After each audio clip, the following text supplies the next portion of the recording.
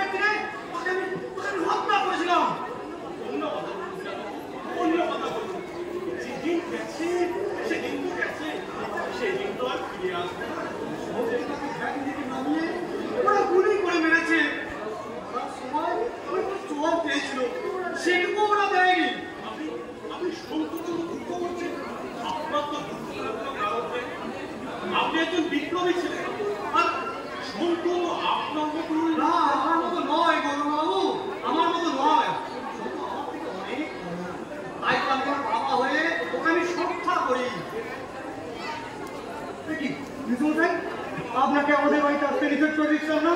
আপনি আবার কেন এসেছেন? আমি এমনি আসিনি, বিনয়বাবু ডেকে পাঠিয়েছিলেন তাই। বাবার বয়স হয়েছে, বাবার মাথা ঠিক নেই। আমরা চাইছি পেছনের সমস্ত ঘটনা ভুলে যেতে এবং আপনি এসে সেই পুরনো নোংরা বাস্তবতার ঘটনাগুলো নিয়ে বাবার সাথে আলোচনা করুন, সেটা আমরা পছন্দ করি না। উনি আমার কাছে এসেছেন বলুন, উনি আমাদের বাড়িতে আসুন, সেটা আমরা চাই না। তুমি ওনাকে অপমান করছো। না, এটা অপমানের কি আছে? মেসমশাই কেন আমাদের বাড়িতে আসবেন? যার জন্যে ওনার এই বাড়িতে আসা যাওয়া, সে কাজ তো শেষ হয়ে গেছে। আমি চলেই যাচ্ছি, আমি চলেই যাই বাবু।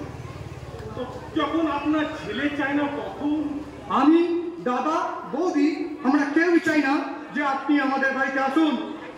বাড়িটা কিন্তু আমার, তাই বাড়ি থেকে আসবে না আসবে সেটা আমি বুঝবো। বাড়িটা আপনার, এ কথাটা সত্য, কিন্তু এই বাড়িতে তো আমরা আছি, তাই আমাদের তো ভালো মন্দ সব বুঝতে হবে নাকি? আমি চলেই যাচ্ছি, আর কোনোদিন তোমাদের বাড়িতে আসবো না। কিন্তু একটা কথা জিজ্ঞেস করতে পারি? আমি যতদিন জীবিত আছি বাবু, আপনি আমার বাড়িতে আসবেন, আমার বাড়িতে, ওদের বাড়িতে নয়। নিশ্চয়ই এবারে আপনার, আর ওদের কথাতে আমার যাওয়া আসা নির্ভর করে না। তবু আমার অপরাধটাকে একটু জানতে চাই। সন্তুর মৃত্যুর জন্য আপনি দায়ী। আমি দায়ী? হ্যাঁ হ্যাঁ, আপনি দায়ী। কি বলছিস কি তুই? কি বলছিস বাবু? আপনার ছেলে জীবিত সন্তুকে গোল্লা দিতে উৎসাহ জুগিয়েছিল, তাই সন্তু একটা কুন্ডা বদমাইশ তৈরি হয়ে গিয়েছিল। সন্তু দিলে পেরা কেউ পুণ্যাবত পাচ্ছিল না। অরু, কেন তুমি কেন ওদের নামে দোষ দিচ্ছ?